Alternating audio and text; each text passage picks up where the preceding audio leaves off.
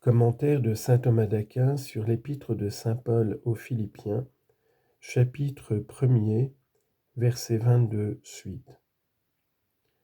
Quand l'apôtre ajoute, au verset 22, que si je demeure plus longtemps dans ce corps mortel, il élève une sorte de difficulté sur ce qu'il vient de dire.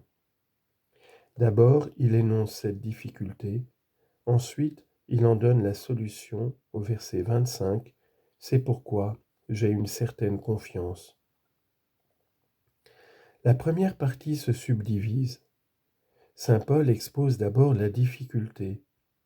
Il donne ensuite les raisons de l'une et de l'autre partie, en disant « Et je me trouve pressé des deux côtés ». Il dit donc « Si vivre dans ce corps mortel, etc.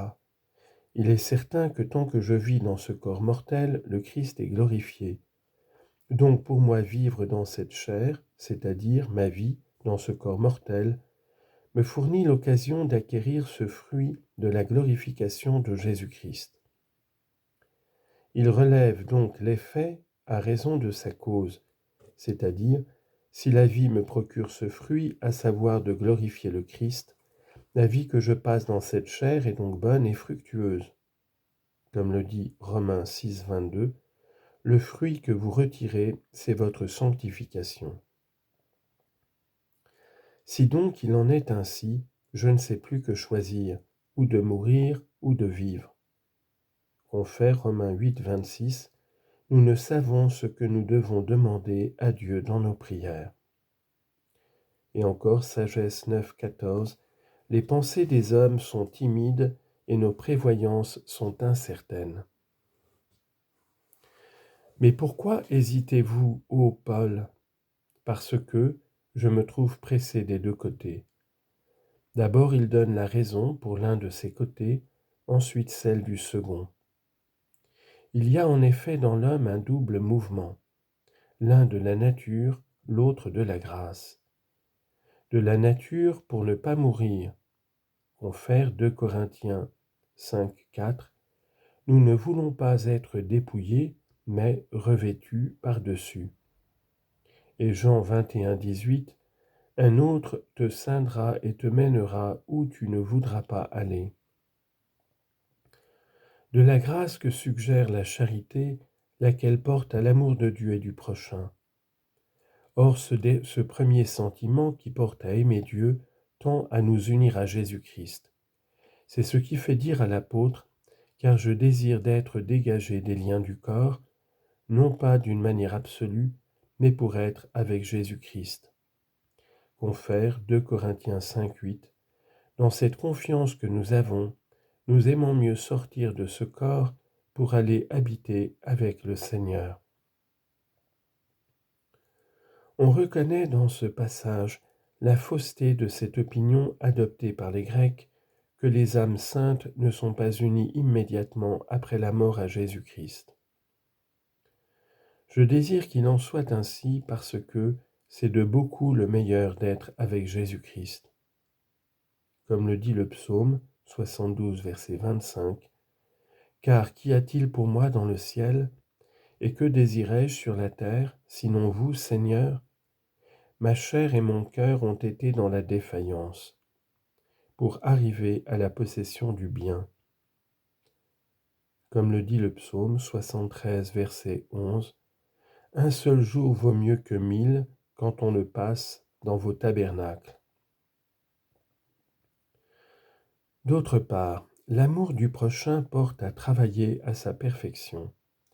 C'est ce qui fait dire à saint Paul au verset 24, « Et il est plus utile pour votre bien que je demeure encore en cette vie. » C'est-à-dire, ma vie est nécessaire encore pour votre utilité. Confère 2 Corinthiens 5, 13, « Car soit que nous soyons emportés comme hors de nous-mêmes, c'est pour Dieu. Soit que nous tempérions, c'est pour vous. » Ou encore, je me trouve pressé des deux côtés, c'est-à-dire, des deux côtés s'élève le désir d'être dégagé des liens du corps, etc. Mais il vaut mieux, etc. Le sens est le même.